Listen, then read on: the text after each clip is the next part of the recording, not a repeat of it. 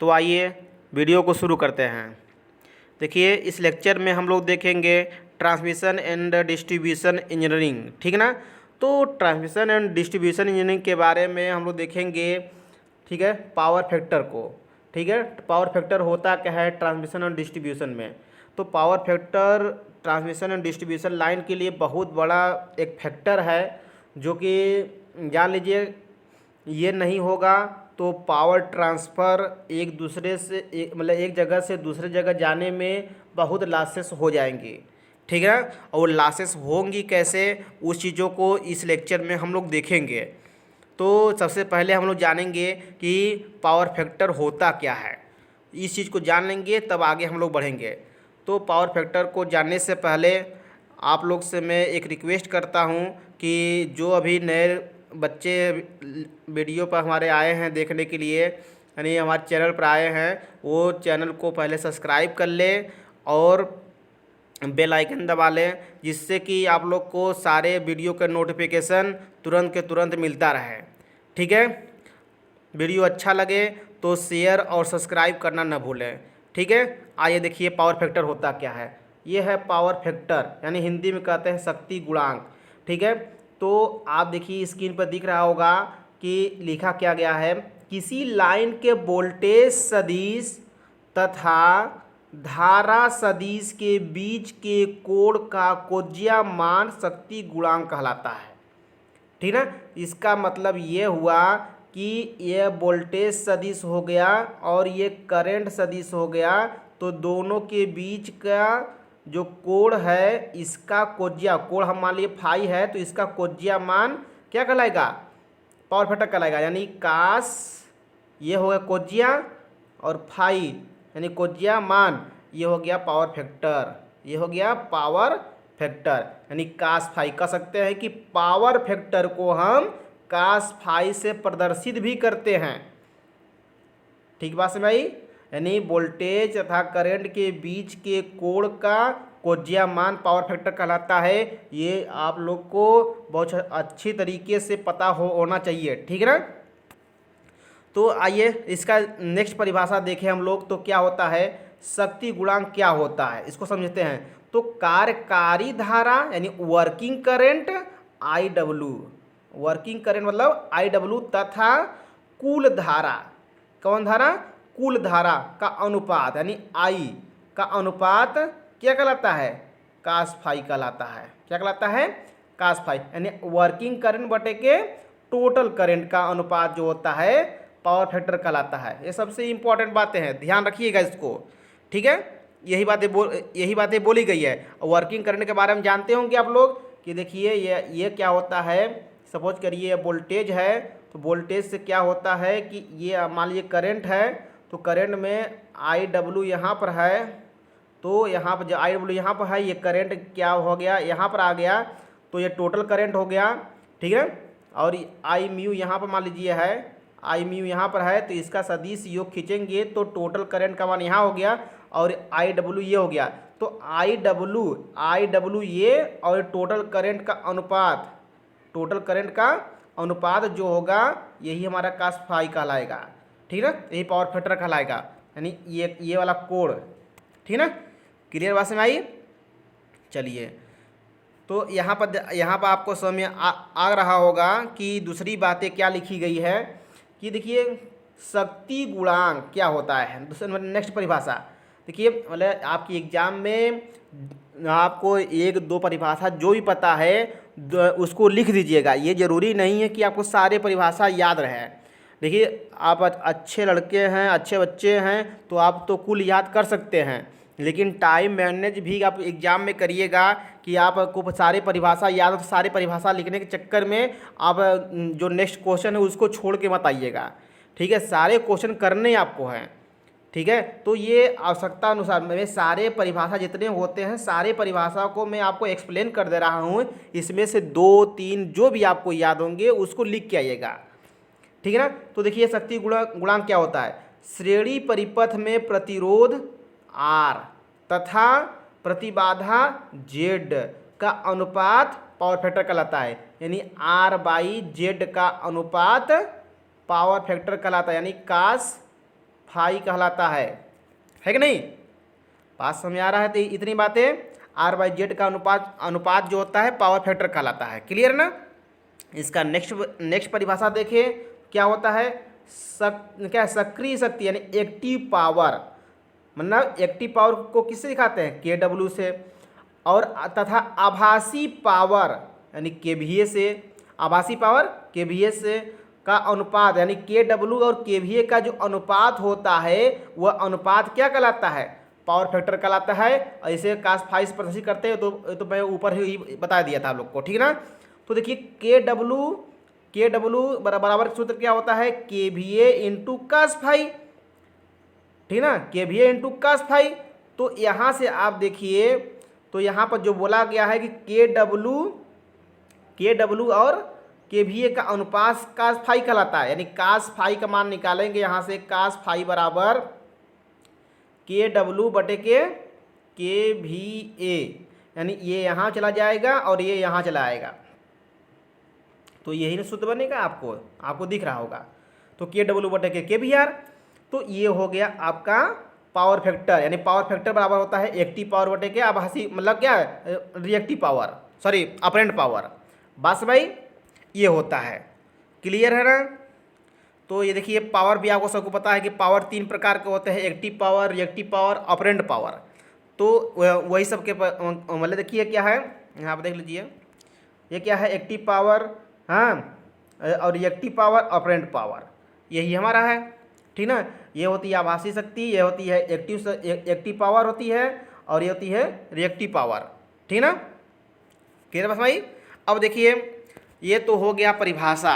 अभी तक हम लोग देखे परिभाषा, यानी पावर फैक्टर का परिभाषा क्या होता है, तो उसके बारे में हम लोग जाने। हाँ, इसमें हम 3-4 परिभाषा के बारे में देखे। एक परिभाषा ये हो गया, 2, 3, 4 परिभाषा देखे। 4 परिभाषा में से आपको 2 भी अभी तक याद हो गए होंगे, तो बहुत बढ़िया बात है, ठीक है? अब देखते हैं हम लोग, यदि मैं आपसे पूछूं कि पावर फैक्टर को किससे प्रदर्शित करते हैं, तो आप सीधे बोलेंगे क्या? साथ साथ बोल सकते हैं, बोलिए। कास फाई से, ठीक, गुड। अब देखिए हम लोग देखते हैं शक्ति गुणांक के कारण। शक्ति गुणांक के कारण, अब देखते हैं शक्ति गुणांक के कारण क्या है।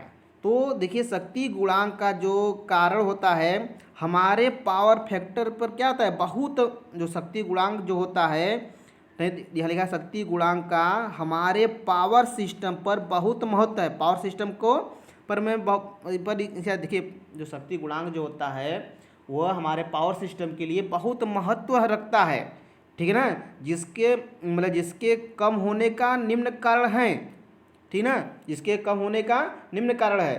देखिए हमारे पावर सिस्टम के लिए तो बहुत महत्वपूर्ण है, लेकिन ये किसके कारण से कम होता है उसके बारे में देखते हैं। तो देखिए पहला ऑप्शन आपको दिख रहा होगा, ट्रांसफार्मर। क्या दिखा होगा? ट्रांसफार्मर। यानी शक्ति गुणांक किसके कारण से कम होती है? सबसे पहला आपको नज़र आया ट्रांसफार्मर। यानी हमारे इलेक्ट्रिकल सिस्टम में कहीं भी ट्रांसफार्मर लगा है तो समझिए कि वह पावर फैक्टर को हमारे कम कर रहा है। क्लियर बात में आई? तो अब ये मत करिएगा कि आप उसको उठा मतलब कबार के फेंकना शुरू कर दीजिए, तोड़ फोड़ दीजिए, हाँ, क्योंकि पावर सिस्टम, हमारे पावर सिस्टम के जो पावर है उसको डिस्टर्ब कर रहा है। भाई ऐसा मत करिएगा, ठीक है? लेकिन पावर फैक्टर को कम करता है, ये आपको समझ में आ गया होगा कि ट्रांसफार्मर पावर फैक्टर को कम करता है। लेकिन कितना कम करता है ये देखिए, 0.5 से लेकर के 0.7 तक ये पावर फैक्टर को रखता है अपने पास, ठीक ना? लोड कंडीशन में नो लोड कंडीशन में 0.5, जब लोड पड़ता है तो 7, 8 मतलब 8 तक पहुंच जाता है, 0.8 तक पहुंच जाता है ये, ठीक है? क्लियर बात समझ आई? तो पावर फैक्टर 0.5 से 0.7 आप लिख दीजिएगा, या 0.8 भी लिख देंगे, कोई दिक्कत नहीं है। क्लियर बात समझ आई? अब देखिए ध्यान से इसके बारे में देखिए क्या है। विद्युत सब स्टेशन पर प्रयुक्त ट्रांसफार्मर में चुंबकन धारा आई म्यू, अभी ऊपर में बताया, निम्न शक्ति गुणांक का मुख्य कारण होता है, जो चुंबकन धारा आई म्यू के अधिक होने से होता है। इसी कारण से शक्ति गुणांक क्या होता है, घट जाता है। शक्ति गुणांक मतलब क्या? पावर फैक्टर घट जाता है। यानी देखिए आई म्यू के अधिक होने के कारण, आई म्यू मतलब क्या, चुंबकन धारा, आई म्यू के अधिक होने के कारण क्या होता है कि शक्ति गुणांक क्या होता है, घटता है। तो आई म्यू चुंबकन धारा है, तो चुंबकन धारा के बढ़ने के कारण ऐसा होता है। तो देखिए चुंबकन धारा क्या होता है, ये होता है वोल्टेज, ठीक है ना, ये होता है वोल्टेज और ये होता है करंट, ये होता है करंट। तो देखिए इस चुंबकन धारा जो होगा वो देखिए प्राइमरी और सेकेंडरी पर डिपेंड करता है। लेकिन नॉर्मली हम केवल प्राइमरी के लिए बात करें तो उस कंडीशन में देखिए यहाँ पर हम यदि हम कर दे नो लोड कंडीशन में आई म्यू कर दे तो यही हमारी देखिए चुंबकन धारा और ये होता है एक्टिव करंट, ठीक है ना, यानी वर्किंग धारा, ठीक है ना। और देखिए यहाँ पर इसका परिणामी मिला दे तो आएगा आई, यानी देखिए होना चाहिए था करंट, ये इतना करंट होना चाहिए था, लेकिन चुंबकन धारा के कारण क्या हो गया ये समझने की कोशिश करिए। चुंबकन धारा के कारण हुआ क्या कि ये एंगल बन गया, ये एंगल बनने के कारण ये आप देखिए यहाँ पर ये एंगल बन गया, यही एंगल यानी कास फाई का मान बढ़ गया, यानी फाई का मान बढ़ा, तो फाई के मान बढ़ने के कारण जो होता है इसका मान कम आता है। देखिए कास 0 अंश रहेगा, यानी ये इसमें सटा रहेगा, ये इसी में रहेगा तो ठीक है, ये इसी में रहेगा तो ठीक रहेगा। लेकिन देखिए अब देखिए यहाँ पर ये वाला ये करंट जो है यहाँ पर होना चाहिए था, लेकिन अब देखिए यहाँ पहुँच गया, कुछ एंगल चला गया है, बढ़ गया है, यानी 0 होता तो कास 0 अंश का मान 1 होता कि नहीं होता। लेकिन उस कंडीशन में देखिए जब ये बढ़ गया तो बढ़ने कंडीशन में सपोज करिए 30 अंश भी बढ़ गया होगा तो फाई का मान 30 अंश, तो 30 अंश तो कास 30 अंश का मान कितना हो गया, √3/2, ये ना हुआ √3/2। अब देखिए तो इसका मान क्या हुआ, 1 से कम हो गया कि नहीं हो गया, ये 1 से कम होगा नहीं। और यदि मान ली सपोज करिए कि 45 हो गया तब तो 45 कंडीशन में कितना हो गया, तो कास 45 का मान 1/√2, ये तो और कम हो गया।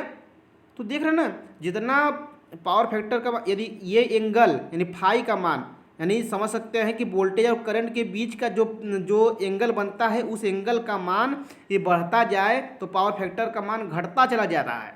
यदि वो 0 हो जाए तो पावर फैक्टर का मान बढ़ जाएगा। यहाँ से आपको समझ में आ रही होगी, ठीक ना। तो यहाँ से आप समझने की कोशिश तो कर ही चुके होंगे।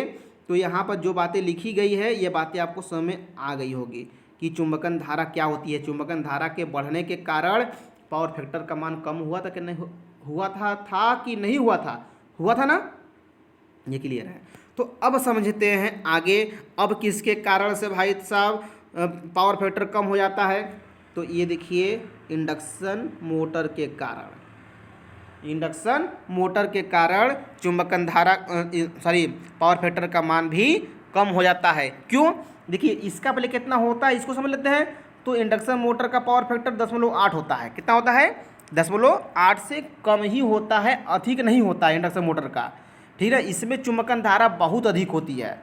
तो उस कंडीशन में देखा जाए तो औद्योगिक क्षेत्रों में व्यापक रूप में क्या है, इंडक्शन मोटर का उपयोग करते हैं। जैसे कि हम देखिए क्या है, पट्टा चालन में इंडक्शन मोटर का यूज कर लेते हैं। यदि हमको क्या करना है कि यदि कोयला को भी हमको लेके जाना है या तो पेपर मिल है तो उसमें, तो सभी चीज़ों में हम क्या करते हैं, इंडक्शन मोटर का यूज करते हैं, ठीक है ना। तो वहाँ पर कि देखिए देखा जाए तो इंडक्शन मोटर का यूज होने के कारण वहाँ पर क्या होता है कि पावर फैक्टर को कम करेगा कि नहीं करेगा, तो पावर फैक्टर को कम करेगा। क्यों, क्योंकि देखिए जो इंडक्शन मोटर होता है वह एक प्रकार का रोटरी ट्रांसफार्मर होता है, यानी उसकी प्राइमरी वाइंडिंग जो होती है फिक्स होती है और सेकेंडरी वाइंडिंग रोटेट करती है, ठीक है। तो अर्थात उपरोक्त से यह स्पष्ट होता है कि शक्ति गुणक का मान क्या होगा, कम होगा, है कि नहीं। क्लियर बात समझ। जो ट्रांसफार्मर है, ट्रांसफार्मर के कारण कम हुआ था क्योंकि उसमें क्या करंट का मान, जो चुंबकन धारा का मान अधिक हो रहा था, इसलिए पावर फैक्टर का मान कम हो रहा था। तो इसमें भी वही रीजन है, ठीक है। अब नेक्स्ट पॉइंट भाई, और किसके कारण से कम हो सकता है, तो वैद्युत भट्टियों के कारण, यानी इलेक्ट्रिक फर्नेस के कारण ये चीज़ें कम हो सकती है। और कितना कम होगा, ये कितना कम होता है, 0.6 से 0.8 तक होता है, 0.6 से 0.8 तक होता है। और देखिए पावर फैक्टर अधिकतम कितना हो सकता है, 1 हो सकता है। अधिकतम कितना रखते हैं पावर फैक्टर को, 1 से ऊपर नहीं रखते हैं, ना होता ही नहीं है, ठीक ना, बात समझ ना। तो पावर फैक्टर को हमेशा हम 1 ही रखेंगे। और 1 में से ये देखिए 0.4 यहाँ कम हो गया, 0.6 मतलब 0.2, तो यहाँ से आपको समझ आ रहा होगा कि भाई पावर फैक्टर यहाँ पर कम हो गया है, 1 से कम हो गया, मतलब ये पावर फैक्टर यहाँ पर कम है, ठीक ना। किसके कारण से, इलेक्ट्रिक फर्नेस के कारण, इलेक्ट्रिक फर्नेस के कारण। तो औद्योगिक क्षेत्रों में धातुओं को पिघलाने या वस्तुओं को सुखाने के लिए प्रेरक भट्टियाँ प्रयोग में क्या करती हैं, सर्वाधिक लाते हैं, जिसके कारण से निम्न शक्ति गुणक हो जाता है, ठीक ना भाई। देखिए जो होता है विद्युत भट्टियाँ जो होती है वो इंडक्शन फर्नेस यूज करते हैं। इंडक्शन फर्नेस के कारण, इंडक्शन नाम समझ में आया होगा, तो वहाँ से इंडक्शन से यही क्लियर हो गया कि भाई जहाँ पे इंडक्शन होगा वहाँ पर क्या होगा, आपके साथ पावर फैक्टर का कमी जरूर होगी। ये मतलब एक ट्रिक है, अपने दिमाग में बैठा लीजिए कि जहाँ पे इंडक्शन का नाम आ गया वहाँ पर पावर फैक्टर कम होगा, ठीक है। ये आपको मैक्सिमम जगह यही मिलेंगे। अभी तक डिप्लोमा में जितना पढ़ेंगे तो मैक्सिमम जगह तो आपको यही मिलेंगे जहाँ प्रेरण मोटर हुआ, जहाँ प्रेरण की घटना घटी वहाँ पर पावर फैक्टर कम होगा। क्लियर। अब देखिए तो ये बातें तो समझ में आ चुकी होगी। अब देखते हैं कि किसके कारण से ये पावर फैक्टर कम हो सकता है। तो आपको स्क्रीन पे दिख रहा होगा चौथा पॉइंट, लैंप के कारण। और लैंप का जो पावर फैक्टर होता है कितना होता है, 0.3 से 0.6 होता है। तो देखिए देखा जाए तो लैंप का पावर फैक्टर बहुत कम होता है, 0.3 से 0.6 बहुत कम होता है। यानी सबसे कम किसका होता है, ये जो आर्क लैंप होता है ना, आर्क लैंप का जो शक्ति गुणक होता है ये 0.3 से 0.5 होता है। यानी जहाँ पर आर्क, यानी जो भी लाइन से आर्क उत्पन्न हो जहाँ पर करते हैं वहाँ पर पावर फैक्टर का मान बहुत कम होता है। जैसे बिल्डिंग के कार्यों में, ठीक है, बिल्डिंग के कार्यों में वहाँ पर पावर फैक्टर बहुत कम हो जाता है। क्लियर बात में ना। तो अभी हम पढ़ लेंगे आगे। देखिए यहाँ पर आपको अगली हेडिंग दिख भी रही है कि बिल्डिंग के कारण भी पावर फैक्टर का मान कम होता है। यानी जो लैंप होता है, आर्क लैंप होता है ना, आप पढ़े होंगे, तो आर्क लैंप के कारण पावर फैक्टर का मान भी कम होता है, ठीक ना। शक्ति गुणक का मुख्य कारण आर्क लैंप भी होता है। तो शक्ति गुणक बहुत कम हो जाता है। जिसके अलावा देखिए और क्या कौन कौन शक्ति, देखिए आर्क लैंप के अलावा कौन कौन है, प्रतिदीप्ति लैंप जिसका पावर फैक्टर 0.4 से 0.6 होता है। और पारद लैंप, हाँ, पारद लैंप का 0.4 से 0.5 होता है। सोडियम लैंप का 0.4 से 0.6 होता है। नियान लैंप 0.4 से 0.5 होता है, ठीक ना। तो इस प्रकार से आपको समझ में आ चुका होगा कि हर चीज़ों का मतलब हर लैंप जो है उसका पावर फैक्टर अलग अलग है हर कंडीशन में, ठीक ना। तो ये चीज़ आपको समझ में आ चुकी होगी। तीसरी चीज़ें देखा जाए कि नेक्स्ट पॉइंट क्या है कि और किसके कारण से पावर फैक्टर कम हो सकता है, तो आपको समझ में आ रहा होगा कि बिल्डिंग के कारण। जब हम बिल्डिंग करते हैं तो पावर फैक्टर का मान कम होता है, ठीक ना। तो विद्युत बिल्डिंग में बिल्डिंग ट्रांसफार्मर का प्रयोग करते हैं, जिसके कारण ट्रांसफार्मर आ गया तो मतलब पावर फैक्टर को जाहिर सी बात है कम करेगा। क्लियर बात समझ आई। आपको दो बातें आपको समझ में आई होगी, जहाँ जहाँ ट्रांसफार्मर यूज हुआ होगा और जहाँ जहाँ इंडक्शन शब्द यूज हुआ होगा उसमें ज़रूर कि ज़रूर आप पावर फैक्टर को आपके कम करेगा ही करेगा। क्लियर बात समझ आई। देखिए मैं एक तरीका बता रहा हूँ जिससे आप लोग थोड़ा जल्दी से इसको याद कर पाएँ, ठीक ना। तो देखिए यदि रटना हो तो भाई आपको स्क्रीन पे दिख रही है, आप रट भी सकते हैं, ठीक ना।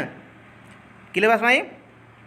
तो यदि आइडिया और ये ट्रिक आपको समझ में आ रहा होगा तो थोड़ा सा बताइएगा, ठीक है, कमेंट करके बताइएगा। आइए देखते हैं।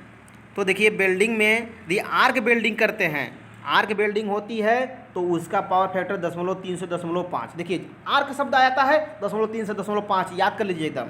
आर्क लैंप था तो उसमें 0.3 से 0.5, आर्क बिल्डिंग था 0.3 से 0.5, ठीक ना। और प्रतिरोध बिल्डिंग में कितना होता है, 0.7 से कम होता है, 0.7 से कम होता है। क्लियर बात में आई?